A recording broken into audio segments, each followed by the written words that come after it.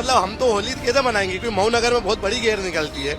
और ये जो षड्यंत्र रचा गया है, ये सीमी के कार्यकर्ताओं के द्वारा करा गया है, पीएफआई के कार्यकर्ताओं के, क्योंकि कागजी रूप में ये पूरा बंद है सीमी के और पीएफआई का। बाकी मूल रूप से जड़ों में फैला हुआ है।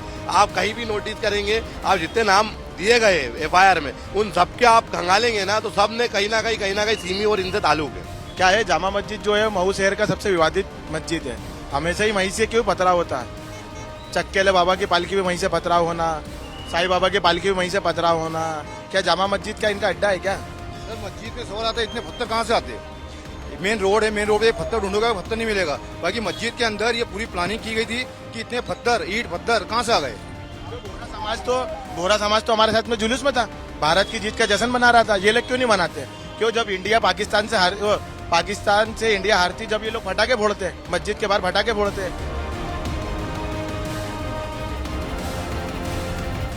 जो भी महू की हिंसा में लोग घायल हुए हैं या जो शिकायत करता है, उन सभी का ये कहना है कि जो आरोपी हैं उनकी जांच गहन तरीके से की जानी चाहिए। बहुत सारी बातें निकल करके सामने आएंगी।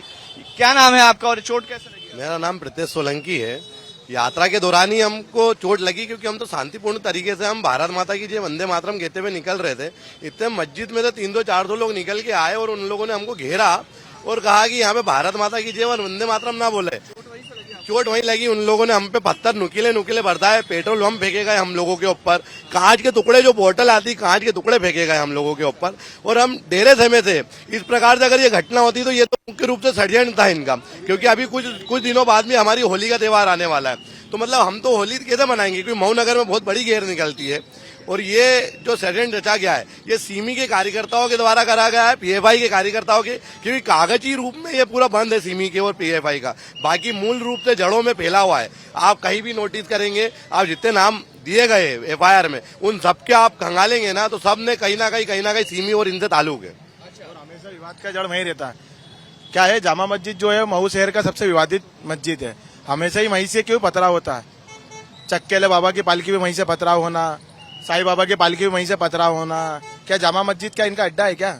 शेर काजी जी ये बोलते हैं कि आप शेर काजी जी बोलते हैं कि अगर रैली निकाल रहे हो, भारत जीती की आप रैली निकाल रहे हो तो परमिशन लेके निकालेंगे। तो हम मतलब शेर काजी जी हमें बोलेंगे कि भारत जीती है, भारत जीतेगी तो मतलब शेर काजी जी से पूछ के निकालेंगे। किससे कनेक्शन है? सीमी उनसे वो है। बिल्कुल कहे, क्यों हमेशा जामा मस्जिद ही क्यों करते हैं? सर मस्जिद में सवाल आता है, इतने पत्थर कहाँ से आते हैं? मेन रोड है, मेन रोड पे पत्थर ढूंढोगे पत्थर नहीं मिलेगा। बाकी मस्जिद के अंदर ये पूरी प्लानिंग की गई थी कि इतने पत्थर, ईंट पत्थर कहाँ से आ गए। बोहरा समाज तो हमारे साथ में जुलूस में था, भारत की जीत का जश्न मना रहा था। ये लोग क्यों नहीं मनाते? क्यों जब इंडिया पाकिस्तान से इंडिया हारती, जब ये लोग फटाके फोड़ते, मस्जिद के बाहर फटाके फोड़ते, तो इनको जब पाकिस्तान की जीतने पे इतनी खुशी होती तो पाकिस्तान चले जाना, यहाँ क्यों रह रहे हैं? समुदाय के बहुत सारे नॉनवेज के तवा चिकन वगैरह के जो ठेले हैं, दुकानें जो रात में 11-11:30 बजे तक खुली रहती, उस दिन 10 बजे बंद हो गई। जो मुस्लिम समाज की तरबूज की दुकान है जो 11-11:30 तक खुली रहती, उस दिन 10 बजे बंद हो गई। आपको लग रहा है षड्यंत्र है? ये षड्यंत्र हमेशा, ये पुलिस चौकी होने के बावजूद भी यहाँ पर वो लोग करते हैं। उनकी हिम्मत देखिए आप। आपको भी लगता है षड्यंत्र है? सर कांच कैसे फोड़े, देखिए तो आप कांच किस तरह के फोड़े हैं। अगर हम हमारे छत पे नहीं जाते तो हम हमारी जान भी नहीं बचाते, मुझे ऐसा लगता है।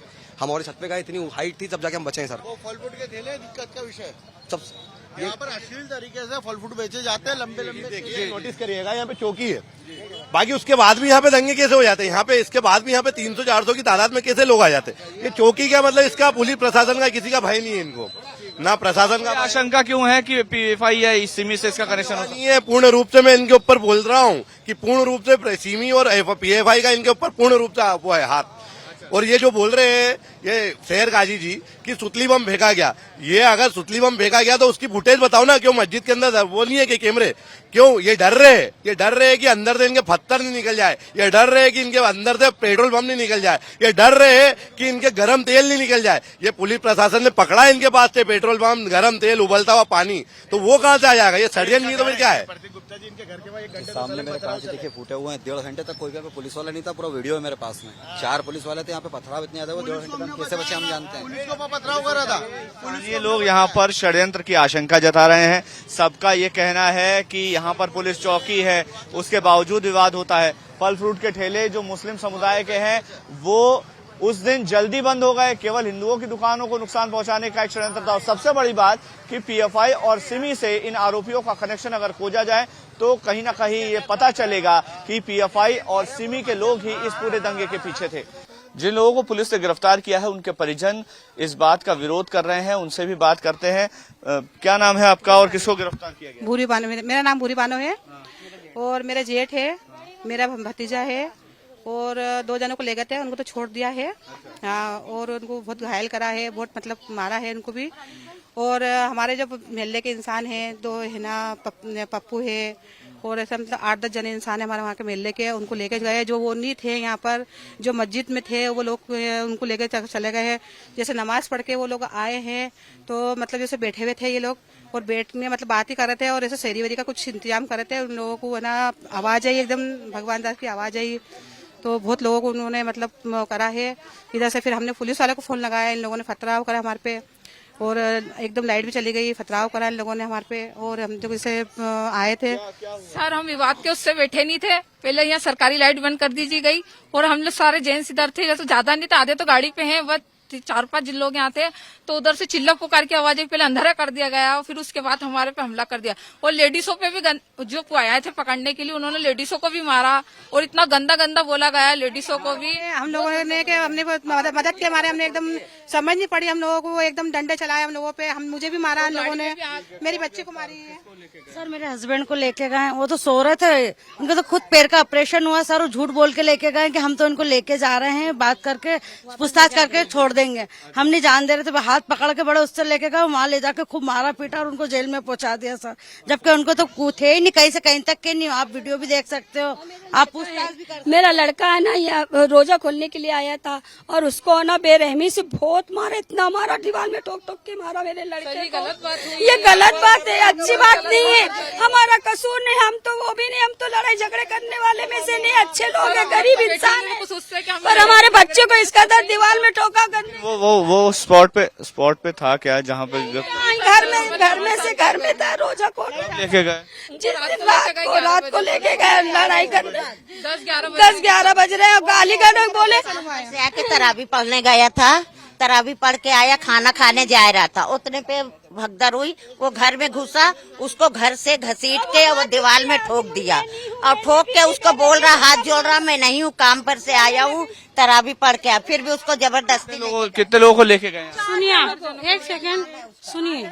हमारे घर से यहाँ से 10 जनों को ले गए हैं हमारे मोहल्ले में से। बाकी के हमारे मोहल्ले में तरावी पे थे, नमाज मस्जिद में इत्तिकाफ में बैठे थे, रोजे में मस्जिद में।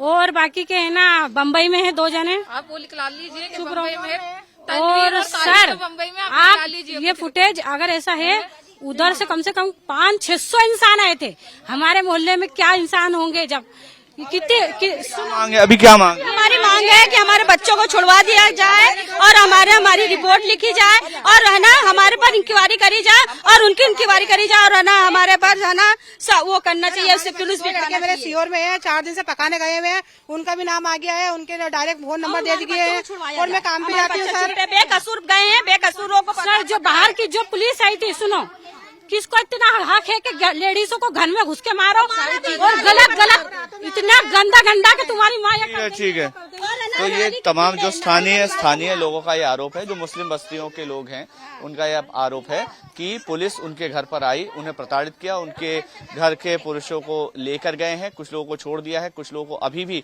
बैठा करके रखा गया है, कुछ के साथ मारपीट का भी आरोप लगा रहे हैं। और इनका कहना है कि दोनों पक्षों की बात सुनकर पुलिस को पूरी जांच करनी चाहिए और इस मामले में कार्रवाई करनी चाहिए और कार्रवाई न्याय संगत होनी चाहिए।